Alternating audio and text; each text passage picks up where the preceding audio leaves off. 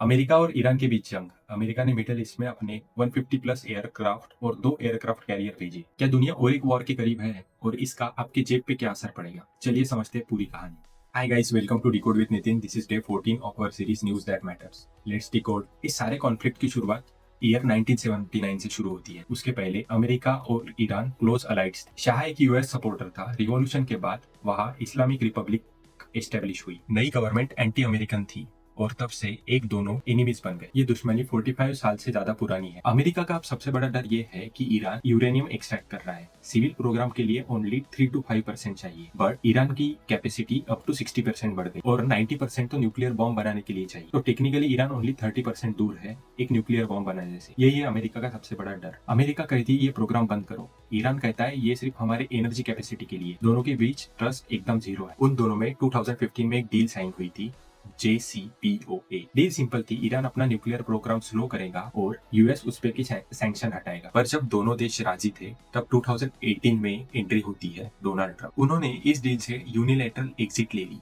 और ईरान पे सैंक्शन वापस आ गए। तो ईरान ने कहा कि हम हमारा यूरेनियम एक्सट्रैक्ट और बढ़ा दें और तब से ये टेंशन कंटिन्यूअसली बढ़ गई। कभी कभी लगता है कि वर्ल्ड में आधे से ज्यादा वॉर के कारण सिर्फ डोनाल्ड ट्रंप। ये दोनों अब तक आपस में वॉर नहीं कर रहे थे, ये सिर्फ प्रॉक्सी वॉर खेलते थे। जैसे कि ईरान सपोर्ट करता था हिजबुल्ला, हौतीस और हमास के मिलिटेंट ग्रुप्स को, वैसे ही अमेरिका सपोर्ट करता था इजराइल, सऊदी अरब और गल्फ नेशन। यानी सीधी नहीं बट दुनिया भर में चल रही ये सारी लड़ाइयाँ कभी न कभी एक वॉर का रूप लेने वाली थी। दुनिया का सबसे important oil route strait of Hormuz, वहां पे ईरान का कंट्रोल है। यहाँ से पूरी दुनिया का 20% ऑयल सप्लाई होता है। ईरान ने धमकी दी अगर हमारे ऊपर किसी भी टाइप का अटैक हुआ तो हम वर्ल्ड की पूरी इकोनॉमी रोक सकते हैं। उससे ऑयल प्राइस स्काई रॉकेट हो जाएंगी, ग्लोबल इन्फ्लेशन बढ़ेगा, स्टॉक मार्केट क्रैश हो जाएंगी। सिर्फ एक वाटरवेज और पूरी दुनिया की इकोनॉमी रुक सकती। अभी टेंशन इतना क्यों बढ़ गया? इसके पास important trigger point. First, middle east में मिलिट्री बिल्डअप। सेकंड, ईरान का अपना न्यूक्लियर प्रोग्राम। थर्ड, ईरान और इसराइल के बीच शैडो वॉर। फोर्थ, इसराइल पे लगे हुए सैंक्शन जिससे उनकी इकोनॉमी क्रैश हो रही है। फिफ्थ, बाकी सारी निगोशिएशन फेल हो गई है और ये सब मिलकर एक वॉर लाइक सिचुएशन बना रहे हैं। और अगर ये वॉर शुरू होगी तो ऑयल प्राइसेस $150 पर बैरल जा सकते हैं, जिससे तो डॉलर स्ट्रॉन्ग होगा